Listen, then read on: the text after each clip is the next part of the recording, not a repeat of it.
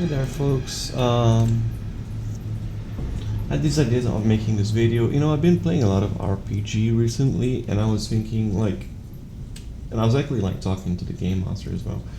I think my game would actually be like a really good word to have an RPG scenario on. And I kind of just want to make a video for fun, just talking about it. So let's talk about I guess we should start by talking about the word differences, like the setup and all that. So for one, there's a lot of things that the game master has to know, and not a few things that the player must know, right? For the game master, he has a lot of things that he needs to consider. For example,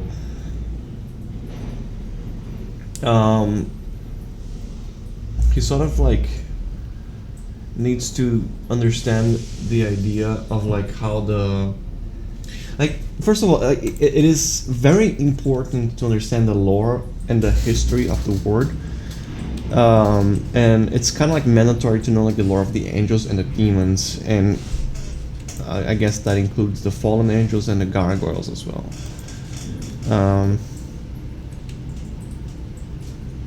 So that would be all of their all of the angels' hierarchy, all of their roles, what they do for the world and for the universe, what the world of purgatory is, which is essentially just a planet similar to Earth that is it's a planet similar to Earth, but people on that planet have a different mission than they would have on Earth. So instead of multiplying and converting and being religious and stuff, they pretty much just have to purge for their sins through penitence. And so this kind of changes a little bit, because for example, you cannot have children in purgatory, right? And because you cannot have children, then it's your sexual organs are a lot more inactive than they would be normally in the people in purgatory basically have as much sexual tension as an old person would have. It's pretty bad. Or good, whether depending on whether how you see it. So there's one thing that you need to consider. People don't really get horny, which would change a lot of the for if it's GURPS, it would change a lot of disadvantages and some spells or whatever. You wouldn't be able to entice or seduce people. Not, at least not as easily. There's still love, there's still partnerships, but it isn't as sex indulged as it is on our world. It's more a romantic kind of relationship, right? So this is something you would need to consider. You'd probably obviously you'd have to understand the importance. As a game master, you'd have to understand the importance of the elements. Light souls are souls that are because each soul can have two elements, right? And there's basically a little what's it called, map, I guess you can say, compass, you can say, I guess. Let's say, right? So let's suppose that this this vertical line stands for how much you like people, and this horizontal line stands up for how much you like creation. So that would be nature, animals, places, right? So I don't know, if I like people, but I don't like animals, I would be like here, and I would be like a water fire, right? Soul. Um, so it's like fire is like pretty bad, darkness is like awful, water is good, and light is great. So it's like, okay, you are here and you need to be here, buddy. So like, and you certainly don't want to go here, because here is hell. Like here is hell and here is heaven.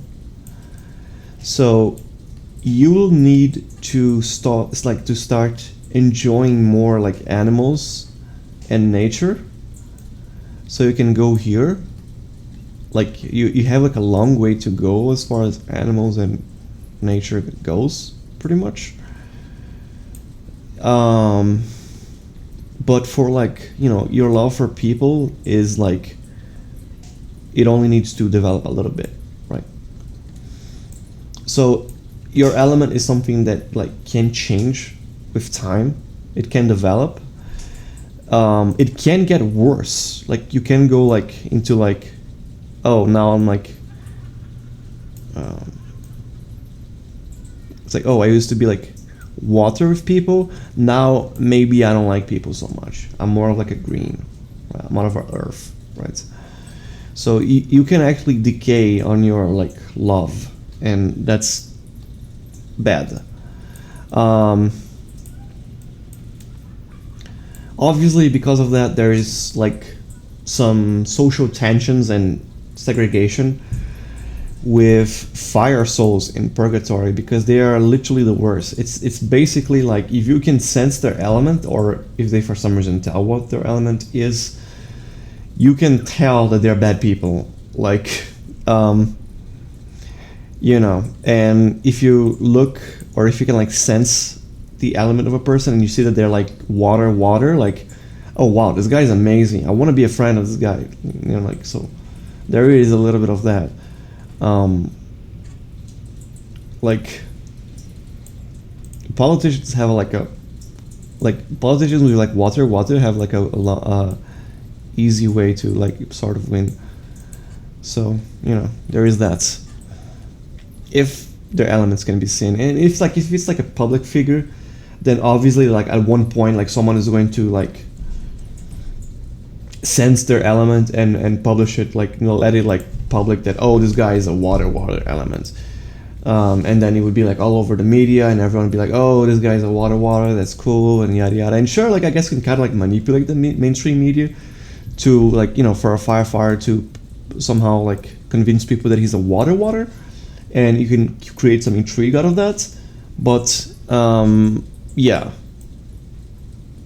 things in purgatory sometimes can be pretty black and white. What else is important to know about this? I was thinking, oh my gosh, I got a blank.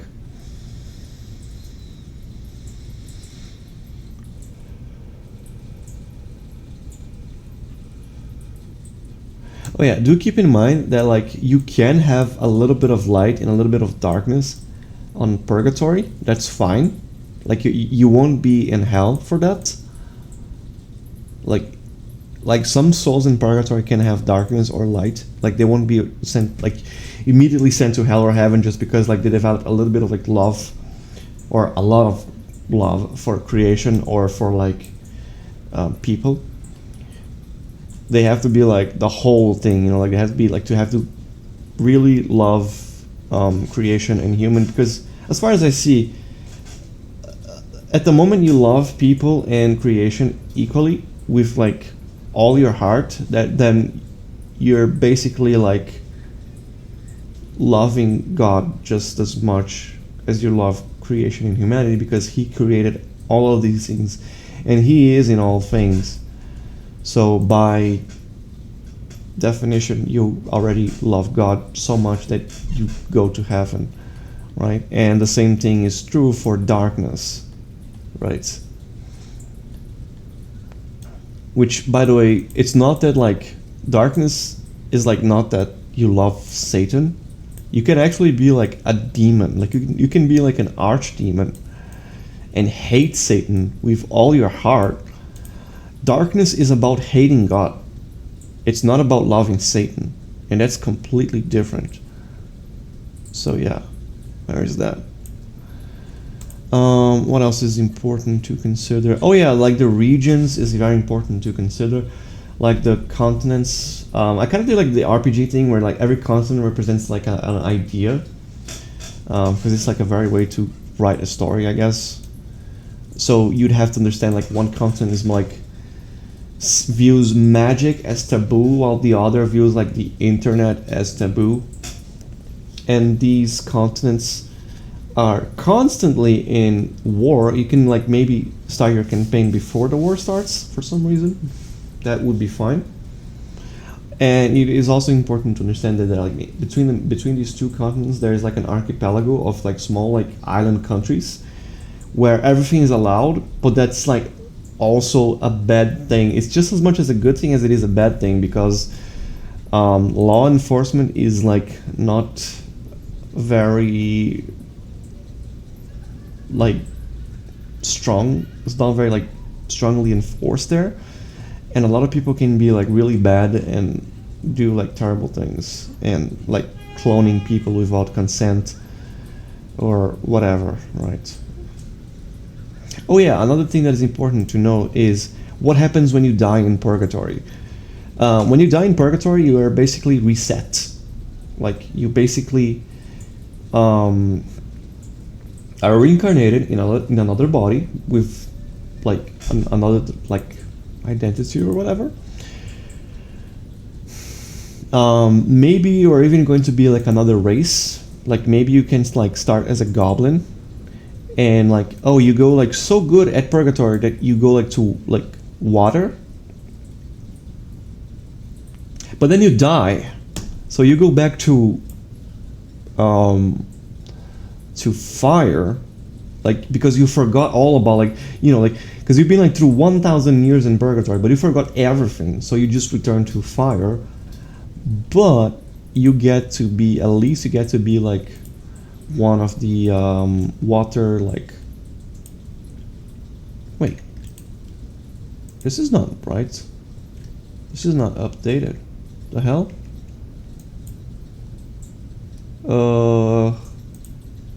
This is weird.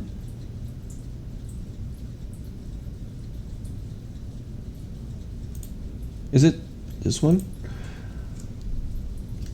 Man, tabletop simulator sometimes is so weird, bro. I think it's this one. Yeah. So you can be like reincarnated as a human or as one of like the water classes, which so far it's only like the jinns and the merfolk, which I guess it's not too bad.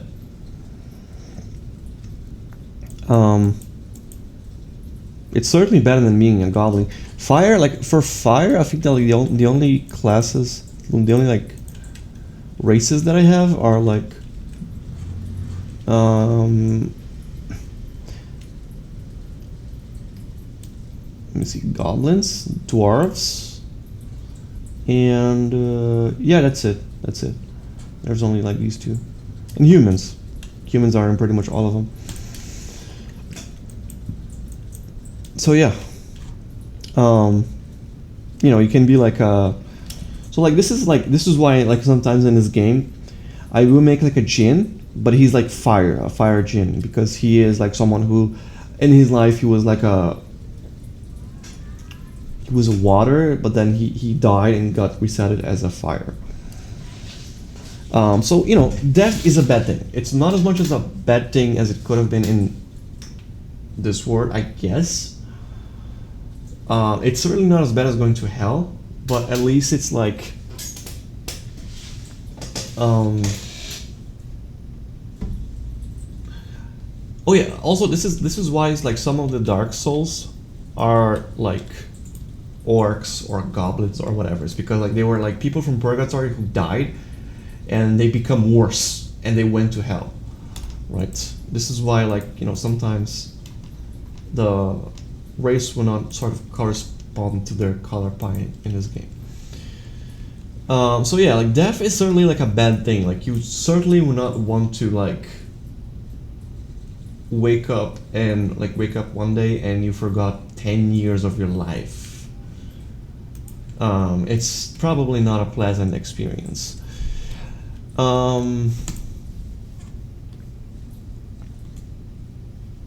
So I guess those are like some of the things that a game master would have to consider to make a game out of this.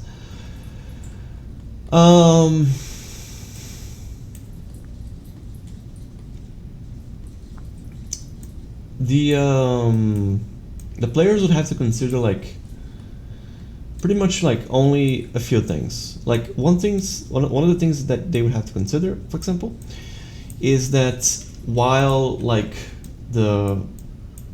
there is magic in this like scenario, it is not really like the main focus of the campaign. So magic in this world is extremely hard to learn, and I guess in a campaign, like I guess the GM can bend the rules if he wants magic to be more common. That's perfectly fine. But if he wants to like stick to the like idea of the game, then they would have like to make it so that each magic is extremely hard to learn. Like it takes a lot of levels, or it takes a lot of like GURPS like points and stuff. So there is that. Oh yeah, it's also important to understand that all of the wind souls are living souls. Like they are in Earth, in our world sort of. And they only have like a spiritual sort of connection with purgatory. Like they can sometimes hear it, they can sometimes see it, but they can't really touch it. They may experience purgatory through visions or dreams, but they are not exactly like, they can't go to purgatory, and purgatory can't go to them. So that's something that they would have to consider. So yeah, magic, hard to learn, but it isn't like too bad, because like every single like it would kind of feel like a superhero campaign in that sense, because like the way purgatory works is that like every single human being, like they are born without like any special power. I mean, sort of. It's like, how can I explain? So each race has like certain attributes, right? Like for example, the dwarves are tireless. They don't sleep, they don't feel tired, and they just work. They're lazy, but they can just work as much as they want.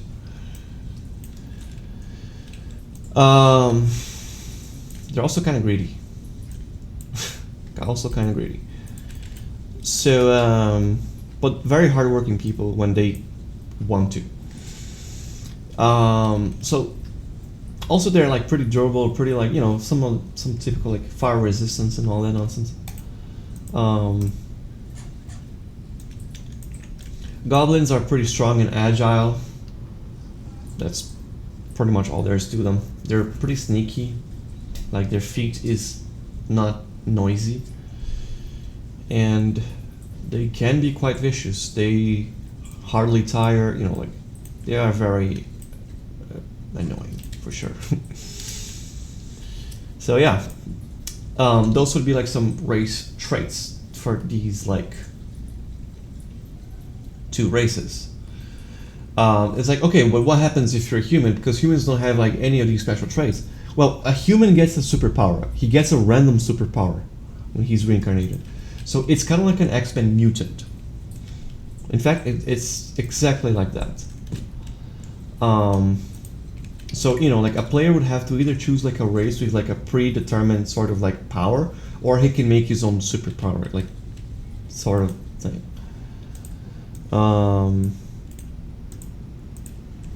So about the races, right? I haven't really like thought too much about the mermans, about the merfolk, to be honest. Like,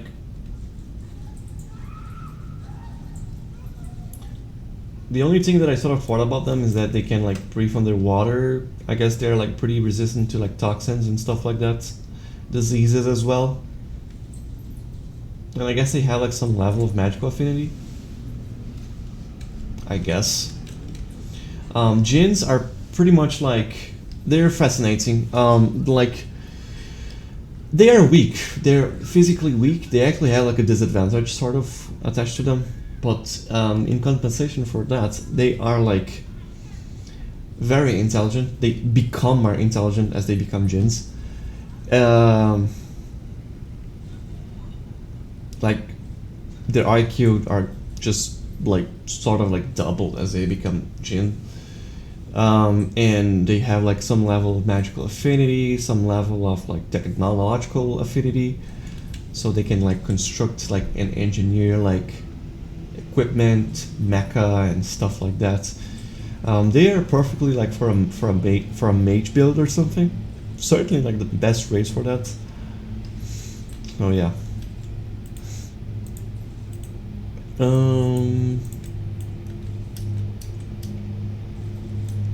On Earth we're gonna have like a bunch of them, a bunch of those. We have the elves, the trance, the dryads, which are here, and some of the beasts. I haven't really like thought too much about the beasts, because I guess each animal is like has its own attributes. So I guess it depends on the kind of animal that it is, and it goes like goes to creativity. This will certainly be like the favorite race for the furries. You can just sort of like pick any animal you want and just be like, oh hey, because my animal is like a hyena, I don't know, it can like have like strong sense of smell or something like that. I don't care. Elves are like pretty agile. They have strong senses. They have a certain degree of like affinity with nature and animals, like, and they become empowered by nature. Like the more nature there is surrounding them, the more powerful they sort of become. So they're not too bad. Also, they have antlers. So there's that. Dryads are basically like poison ivy. They can control plants. They're basically like plant mensers, biomancers, whatever it's called. Druids, like they're basically druids. They're also half plants. I mean, they are like kind of like plant-like. So they have like, some stuff like photosynthesis. They can like regen like plants do after a long period of time. They only need water to survive, and poo because they're plants, right? So there's that, I guess. Trends are quite similar, but they are a little bit bigger and stronger. They don't have like as much, like they don't really manipulate nature as well as dryads do, but they can sort of like manipulate trees, because as you know, like trees are kind of like a weird creature. Actually, they're all connected through their roots, and they're strange and scary. So like trends can actually like speak to trees. Like they can see what the, like, not see because trees don't see, but like they can feel what the trees feel. Like it's like, oh, on this region there's like, for some reason there's like a lot of like trees being burned down. Like they can kind of like feel it, and it's fucking bizarre and weird, but it is what it is. So yeah. Also, I think if someone makes like a golem out of a trance wood, that would be one freaky abomination, wouldn't it? Oh my gosh. There's an idea for a card right there. Is there anything more on Earth? Oh yeah, there's the orcs as well. Wait, do I not have cards for orcs? Do you guys not have arcs? Oh my gosh. I don't have arcs in skill cards. That's so stupid. Oh yeah, there's also like the lichens. The lichens are like full-time werewolves, which I guess kind of makes them like similar to this, but they have like, you know, some of their own like advantages that are like a half wolf person wouldn't really have. Oops. So yeah.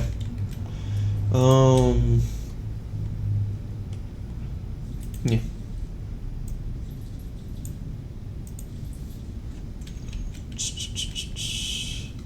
I should probably talk about this.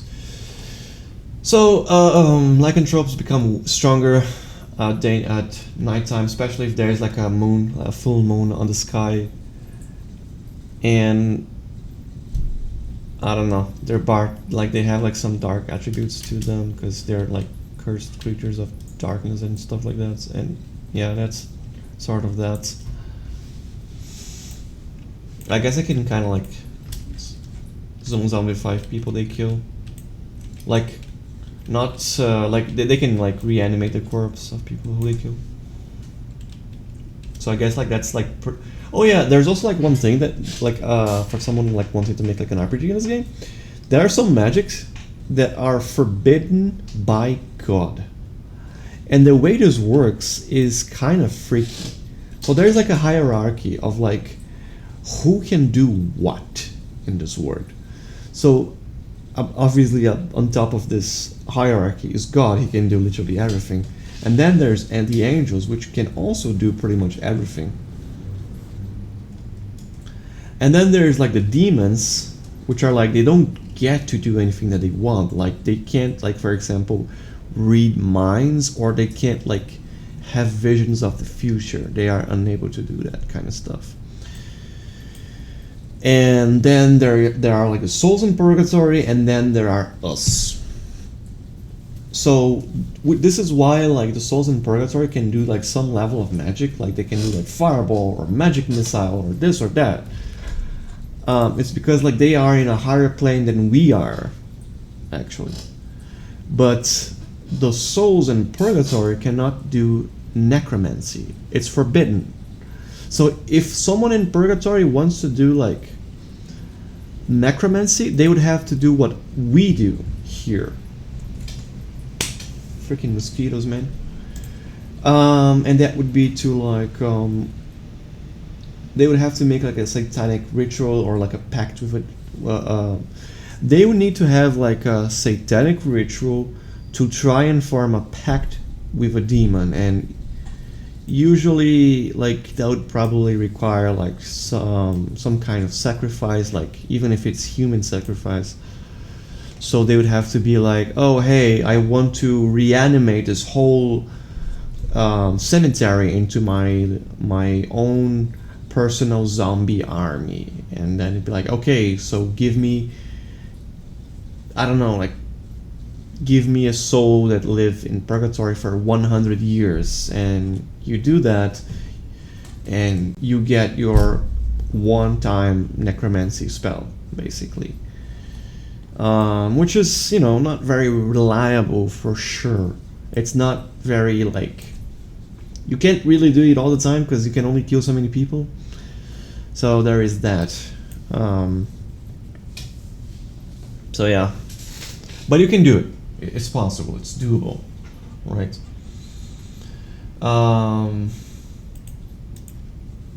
Which I guess sort of brings us to darkness. Let's get this one.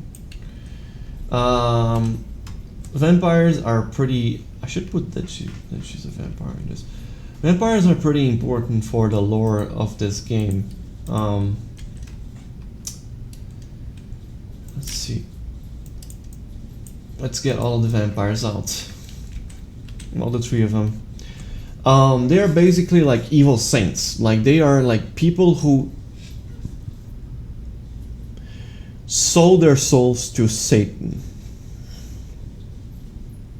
I mean, sorry, not necessarily to Satan, but to like a powerful demon.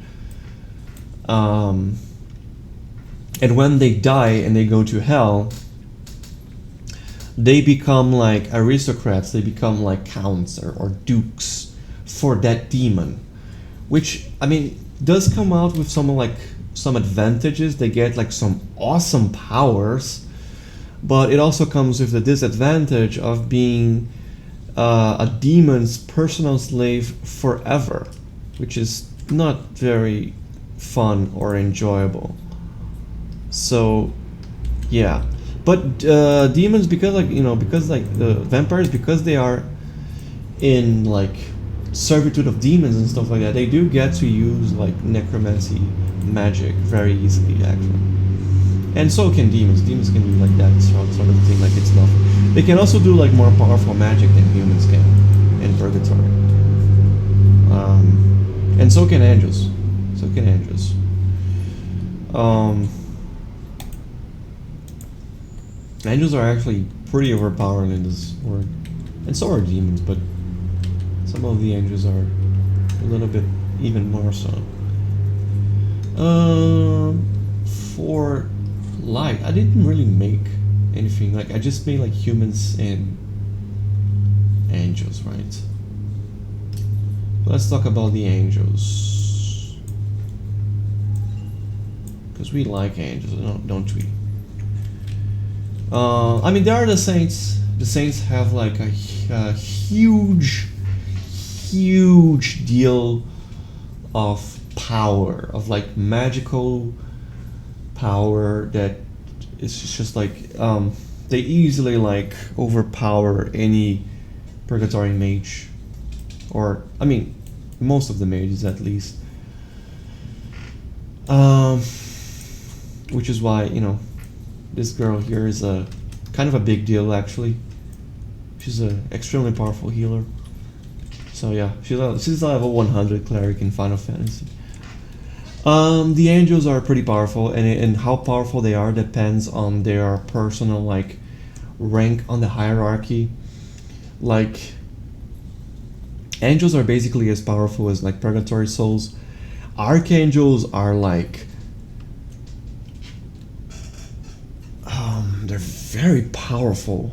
Like I'm not gonna say that they're like as powerful as Superman, because that would be the powers. But archangels are pretty darn powerful. Like I would say that they are like, gosh, they're like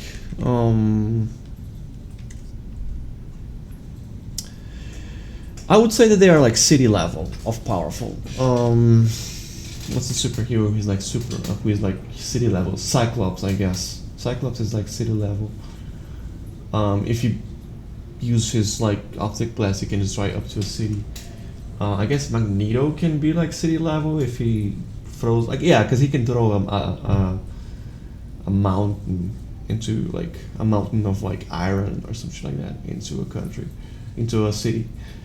So yeah, like they're basically like, imagine someone like as powerful as Magneto, right? It's basically the archangels and the archdemons. They are very strong. They're very, very powerful for sure. And then the powers are just like on a whole new level. Like they're basically like, I mean, these guys are basically like walking nuclear, like they're basically walking hydrogen bombs, while like I mean, is powers the next one in the hierarchy of angels? Because sometimes my memory is like not very reliable. Oh no, after angels comes the principalities. Principalities are like, they're like, depending on like what kind of like story we're talking about, like maybe if it's like the New 52, I guess. I guess you could say they are as powerful as Superman. And like from there on, it's like at this point, like principalities is just like you can't really like. It's like it's basically like, I mean, for like an RPG scenario, I guess like a principality would be like final boss level. Like we're talking about like someone who is just ridiculous for this world, right? We're talking about like Apocalypse from X-Men, or like Doctor Doom, I guess, if he's like highballed. We're talking about what's an OP like Marvel villain? Um, I guess Thanos without the Gauntlet of Infinity. I guess maybe not. I guess Ultron, when Ultron gets like really highballed into overpoweredness. Hulk, when he's like really highballed into overpoweredness. I mean, actually, Hulk can go like as powerful as the sun, or like 10 suns or some shit like that. Sun level. Oh my gosh, it's so crazy.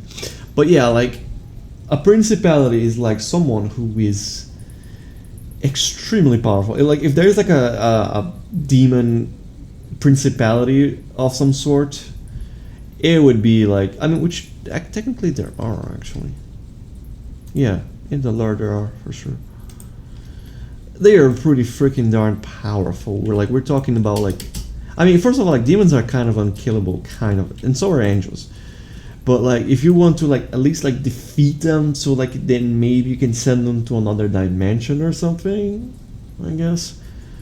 Oh yeah, it could also be a fallen angel. Yeah, because fallen angels can be like pretty much anything. From angels to archangels, principalities, powers, virtues, dominions, thrones, cherubims, and seraphims. Although it would be pretty rare to see like a fallen seraphim. But sure.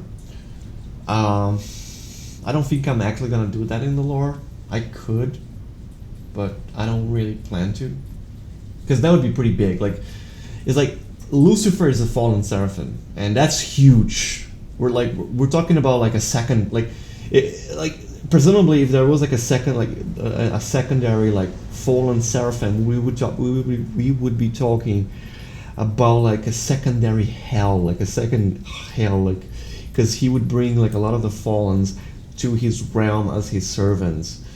So it would be something pretty humongous for the lore of Purgai, and I don't think it's something that you can just come up with for a campaign. But if you're a bad writer and you want to do it for the heck of it, and sure, go ahead, I guess. Angels and demons are, by the way, extremely powerful. Like they can they're super powerful, super resilient, super fast. They can teleport to pretty much everywhere. Like they can go. For demons, like they can't teleport to heaven, but the angels can, and the angels can actually teleport to hell if they want to for some reason. But yeah, like angels and demons are like kind of crazy. Like they can go from Earth to some random sun in Andromeda. I guess they would be like faded. Oh yeah, this is the thing. Like you can't really kill an angel unless you're like really powerful. I mean, pretty much the only person who can kill angels is God. It's basically on that level. It's just a holy trinity. But if an angel or a demon dies, they fade. So they basically become like pure spiritual matter, and they have to recompose. And this takes time. And the more powerful that angel or demon is, the more time it takes. So there is that. But yeah, the fact that they can teleport at a snap of a fingers from one place to the other is kind of crazy. They won't probably do it on a fight though, because both angels, demons, and fallens are too proud to do that. But some demons are fucking cowards, so, you know. Let's talk about the multi-elements. The Naiads are pretty freaking dope. For like, if anyone wants to make like a Naiad as their character, they would be having a blast. We're talking about like, dude, we're talking about like people who can breathe underwater. They have like Wolverine levels of healing factor, and like actually they actually have like Deadpool levels of healing factor because like jellyfishes are no joke. Like they can, dude. Seriously, jellyfish can heal like it's not even funny. Some jellyfishes can like heal so, like they have such a strong healing factor that they can sometimes rejuvenate. Like they can literally become younger. Like they can retrocede their own lifespan, and it's crazy. It's like science fiction, bro. But also, some of these guys can also be like extremely poisonous to the touch. So imagine like you punch someone in the face, they take the punch damage, and they get badly poisoned or some shit like that. While like so they're poisoned while you're healing like 1 HP per turn. It's sickening, dude. It's crazy awesome. Then we have like the hive swarms. The hive swarms are also pretty cool. They are very durable. Like they're great for like guardian classes. Like if you want to make like a guardian kind of character, like a tank crusader, you can probably do it as a hive swarms because their actual skeletons are like basically like steel plated hard. It's like they are even more than that actually. They're like titanium. It's insane. They're also pretty strong. They can fly. They are fucking amazing. Like they are like very powerful, like offensive warriors kind of things. They can also come with like some special traits, like poisonous stings, lobster or like scorpion pincers, or like a scorpion needle maybe. You can really make something like maybe you want to like get some kind of like cockroaches, like you're immune to like kind of like a cockroach, so it's immune to radioactive poison or some stuff like that. Diseases and poisons in general. You can like do a beetle and that is like super freaking strong. Like you can really let your like when you're making like a hive swarm, you can sort of like be very creative with what you're making and make something that is like very strong and powerful for sure. You see now why like magic is hard to learn in this world, because like if magic was easy to work with these creatures, holy freaking shit, we would be talking about like everyone would be Superman, dude. Superman. The last Superman. Yeah. This card is using its old artwork.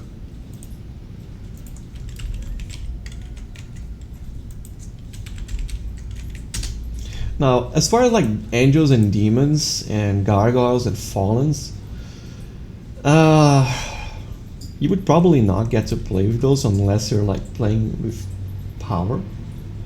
Like unless you're allowed to play like very powerful beings. I mean, I guess you can be like a gargoyle. No, yeah, like a weak gargoyle. I guess you can be like a weak gargoyle, like a pretty. And keep in mind, a weak gargoyle is as powerful as a normal angel or like a normal demon, so it's not by any means weak. Yeah, I guess you can certainly do that. Gargoyles are like pretty much demons, but they are of light. They like have more resistance to light, and they can sometimes cast light magic and blah blah blah. Yeah, it's not much of a big difference. It's the same thing with fallen angels. Like they don't have that much of a difference from angels. Like, I guess since we're talking about them, we can address them. I did mention that like jinns are pretty good to be like mages. Like if you want to like make some kind of like mage build, you should probably go with a jinn.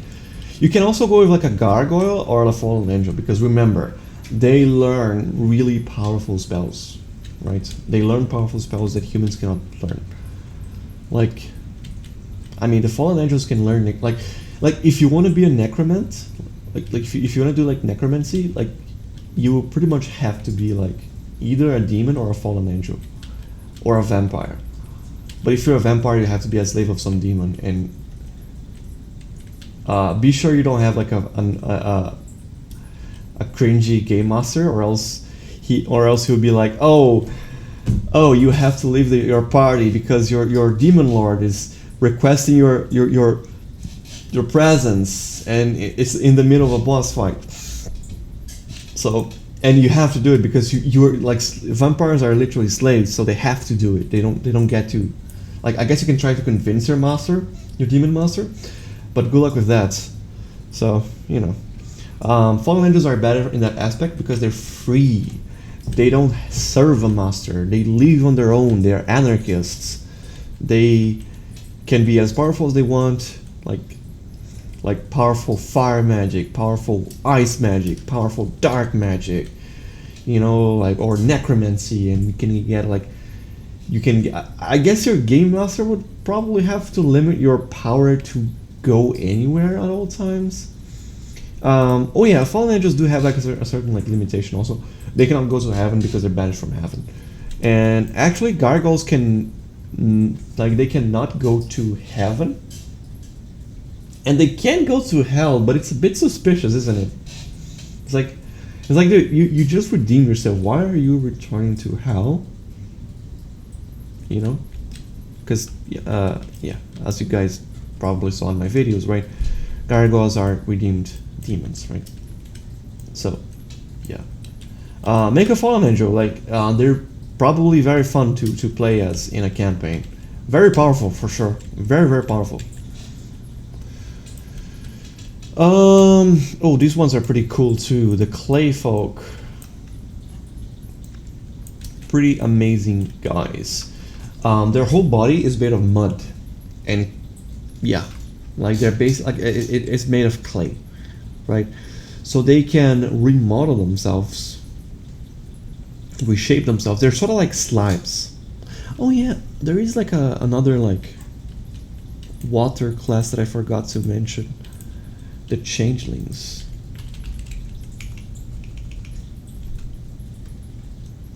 But I think I put it on darkness. Oh, there it is. Like, this is a changeling. Changelings, I'm gonna talk about them like later. So, clay folk are basically like slimes of clay. They can like, it's like, think of like Majin Buu. You remember like how Majin Buu could like reshape himself, remodel himself, clone himself, if he gets like enough matter or food, I guess. I don't know. These would pretty much only need like more clay. They can become giants. They can like reshape their arms to become like weapons. Like it's like, think of like Elder Toguro from Yu Yu Hakusho. Like you have pretty much all of these powers. They have regeneration because they're made of clay. They punch pretty hard, actually. They can like solidify themselves into rock. Like, they are not bad at all. Like, the only thing about them is that they are clay, and it's like clay is brown. So it's like, can they do like a clay face kind of thing where they transform into another person? Well, they can. But they would be like that person made out of clay, and it's like, imagine you see like a fully brown Donald Trump, like you would instantly spot on say that, oh, this is a clay folk. So they're pretty terrible at disguise. It's pretty much their only disadvantage, but they're very hard to kill because of their regenerative abilities. Very, very hard to kill, and they can be quite devastation in the battlefield. So yeah, changelings are quite similar to clay folks.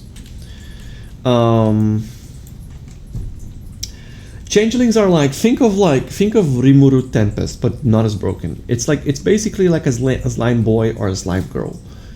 Again, you can regenerate your body, you can change your body, you can like turn your body into blades, into swords, hammers. You can transform. Like you can actually transform, and you are really good at transforming, actually. You can even mimic voice. You can mimic objects perfectly. You can mimic like a person's whole identity like really well actually. They would be like the perfect spies for sure. In battle they can be like pretty devastating with their like slimy powers. They're not like too strong. They're more like durable than anything. They don't hit as hard as the lava folk, but they are a little bit more regenerative. Like they are a bit like more durable. So they are pretty strong on their own rights. Pretty sturdy like slime people. The Nuvemling are like quite insane actually. For like an RPG campaign, they are quite insane. They are entirely made out of gas matter. So it can be dust, it can be I guess yeah, it can be dust, it can be like vapor.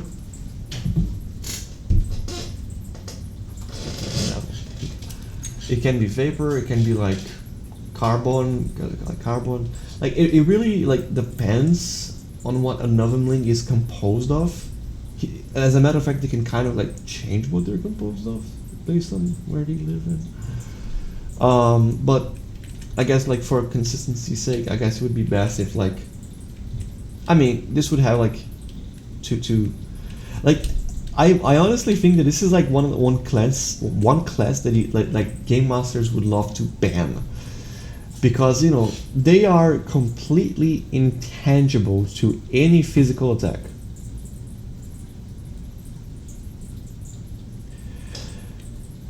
Now, obviously, what that means is that they can only be hurt by magic and plasma.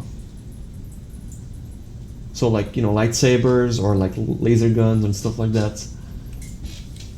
Flamethrowers, if you have a flamethrower. Grenades. But yeah, like if you have a sword and you're fighting against a Nuvemling, it's like he can touch you, but you can touch him. Which is why Nuvemlings like to learn magic, because then they can interact with the tangible world. Imagine like a mage who is constantly intangible, just constantly like casting fireball, ice spike, magic missile at you, and you literally can't do shit because they cannot be touched. And they can fly, they can like go through doors. They are pretty terrifying, for sure.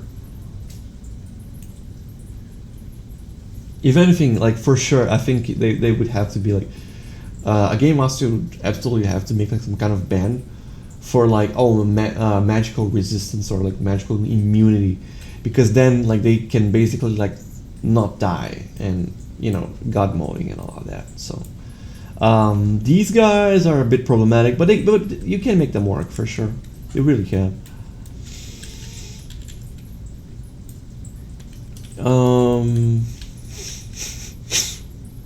You could also ban angels and demons, because seriously, their power to like space jump to anywhere they want to is ridiculous.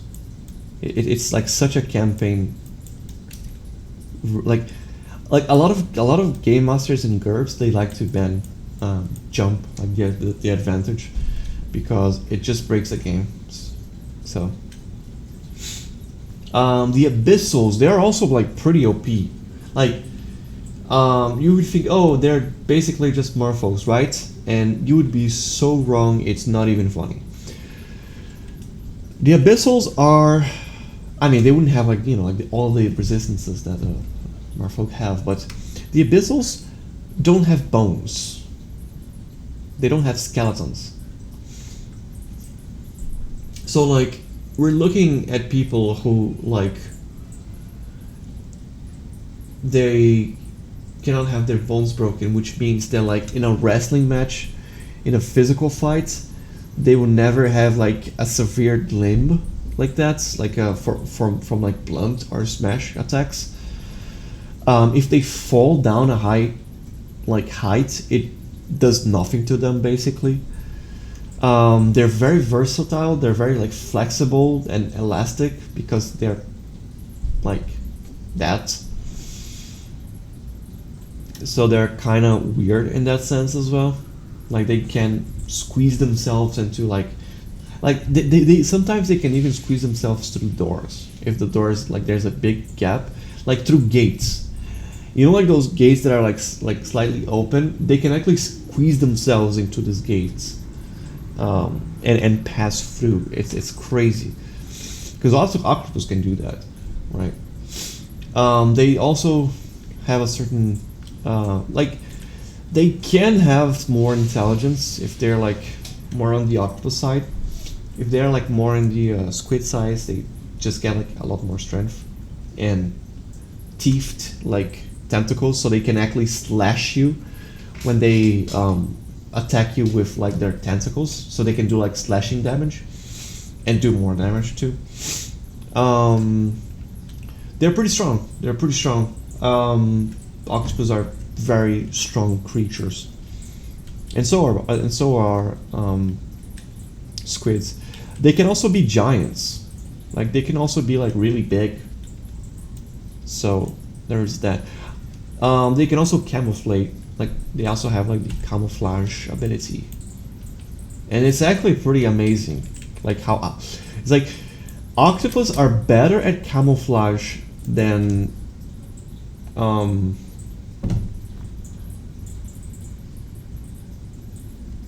they have better camouflage than chameleons. I guess you just have to like specify to your game master if it's like if you are more of like an octopus or a squid, or if you're like kind of like half of both, so that you get like a little bit more piercing damage of your tentacles and a little bit of like camouflage or super intelligence, whatever you want. So yeah, like there is that. This race, like the fungos, I think it would actually be like impossible to roleplay as, because they are zombies. I mean, I guess like the person who tries to go with a fungo will have to be creative with their backstory, because like they are literally zombies and they are being like it's like imagine like the Ouroboros from Albert Wesker in Resident Evil 5. They're all like zombies and they have like a hive mind obedience kind of complex to their master. So you would have to somehow get around that, or else you would just be like an NPC. With that being said, fungos are pretty amazing. They have regenerative abilities. They can mutate people. They can poison people with their spores that are just like kind of in the air. They have like some degree of like, you know, like they can kind of like plant themselves in the ground, so they can like have a symbiotic relationship with their trees to like know what other trees are sensing throughout the entire world, or maybe throughout like a small region. They can have like a lot of really cool powers. Oh yeah, they can kind of they sort of have like some kind of like necromancy. It's not like necromancy as in the magic, like it's not like a spell necromancy. They're just like infecting.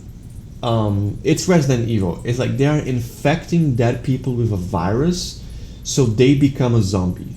It's a biohazard zombie. It's not a magical zombie, but they can do that actually. If you want to be like some kind of like chemist and be a fungo, you can have like a lot of fun with that. You can kind of go crazy. Like maybe you can make potions with your own spores or fungus, poisons and stuff like that. Oh my gosh, you can go crazy.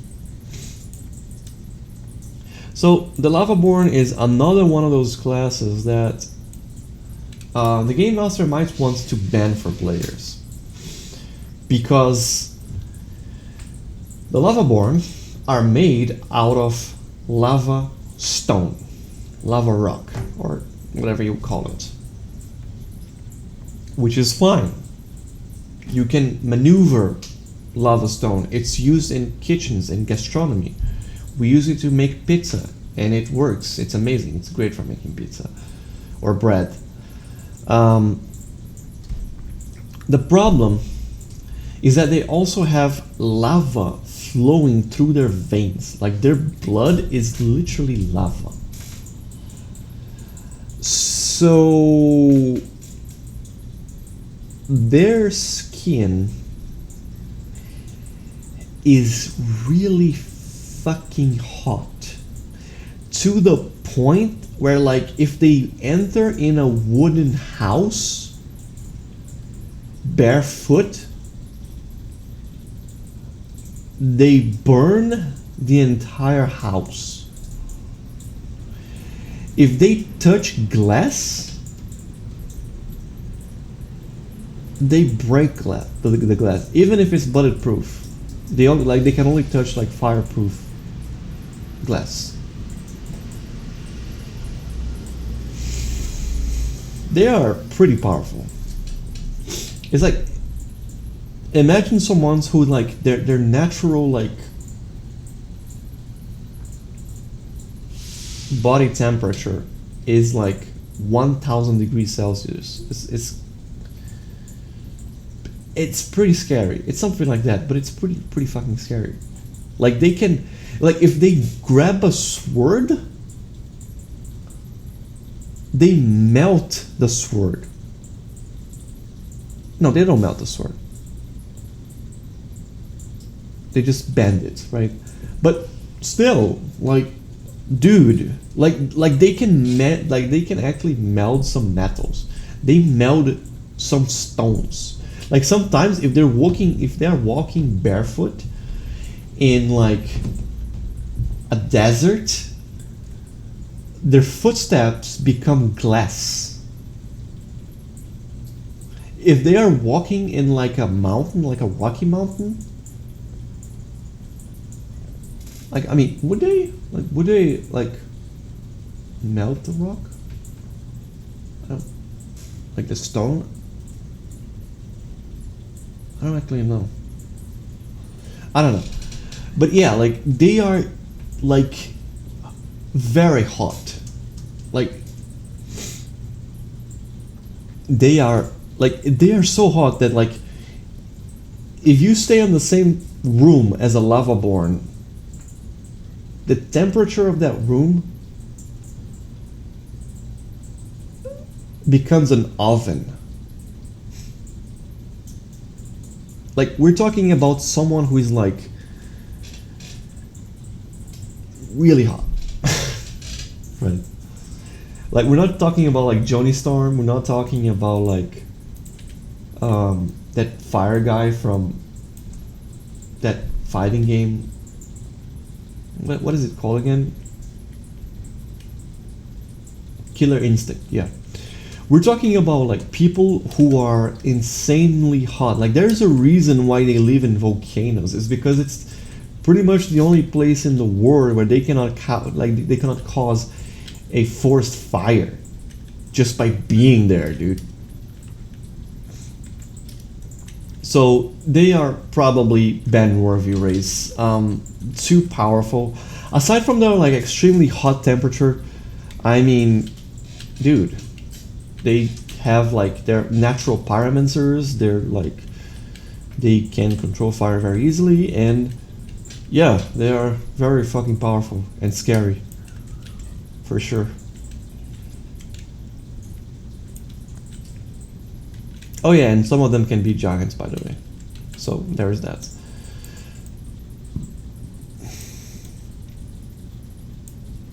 This is another race that would get like a little bit of like getting around to make it work. I guess, like, because like the Dominions, wait, not Dominions. No. These are. I forgot I changed their name.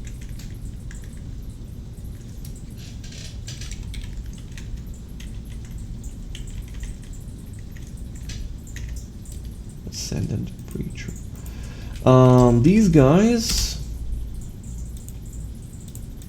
are killing robots who are also Catholic zealots, and they're basically like a little case of like they're basically like Terminators, right? right? They're just like machines that became sentient and gone wrong.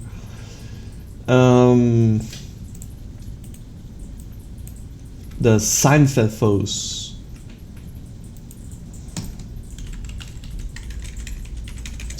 Synthetic people or robots, for that matter. But I mean, you can very easily get around like them. You can just make it so they're like, oh, I don't know, like my Synthethos character was reprogrammed to be a good robot, I guess. I mean, they have like pretty much all of the advantages that a robot would have. Like they don't breathe, they are immune to diseases. They can tolerate a lot of heat, like a lot more than a human. Pretty standard stuff, honestly. And honestly, like, instead of making like a Synthethos, you can honestly just make a robot. But I guess if you prefer the aesthetic of the Synthethos, you can just go with them. There is like not really like much difference. The only difference is that like their design is like more antiquated than like robots. So they're like a little, I guess they are like a little bit more durable, but they're also, it's like think of like an old car and a new car, right? The old car is like more durable, but it's also like missing some features from that new cars would have. It's basically something like that. But you know, if you like robots a lot and you really like their like they're like more gothic kind of like aesthetic, you can kind of go with them rather than going with a normal robot. And I guess that would be it for all of the races in my game, or like how you would play this game as a RPG. It would certainly be like a very fun scenario, I think. Like it would be like an isekai world sort of like thing. You can even make it a little bit more anime if you want to. Like maybe you can, like if you want something like a little bit more anime, you can like maybe make it so that like there's like, I don't know, bump up the damage, make everyone a little bit faster, and just play like more powerful beings if you want that, which would be like pretty cool, I guess. So yeah, this was my video, my little TED talk on how cool this universe is and how proud I am of it. And I will be signing out, and I will be seeing you on the next video. And goodbye, and thank you for watching, and thank you for following and commenting and liking, as I know that you have done it. And goodbye, and I see you on the next video.